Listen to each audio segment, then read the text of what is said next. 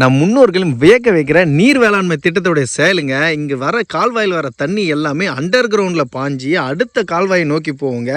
இடையில வந்து பார்த்திங்கன்னா ஒரு கால்வாய் வரும். அந்த கால்வாயிலேருந்து தண்ணி நேராக போகிறதுக்காக அண்டர் கிரவுண்டில் தண்ணி போய் அந்தாண்ட வாய்க்காலுக்கு போகிற செயலுங்க. இப்போ வந்து பார்த்திங்கன்னா இந்த தண்ணி அண்டர் கிரவுண்டில் போயிட்டு அதுக்கப்புறம் அடுத்த வாய்க்காலுக்கு போவோம். எப்பயுமே நீர் என்னதுன்னா நேராக தான் பாயுமே தவிர எப்பயும் அடி துவாரத்துக்கு போயிட்டு மறுபடியும் மேலே எழும்புற நீரை பார்த்துருக்க மாட்டீங்க.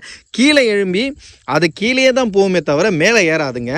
ஆனால் இங்கே வந்து பார்த்திங்கன்னா இந்த திட்டத்தை எவ்வளோ முன்னோர்களின் வியக்க வைக்கிற செயல் எப்படின்னா, நீரானது கீழே இறங்கி மறுபடியும் மேலே ஏறுங்க. தூரத்தில் நீங்கள் பார்க்குறீங்க பார்த்தீங்களா, அந்த கால்வாய்க்கு மேலே ஏறுங்க.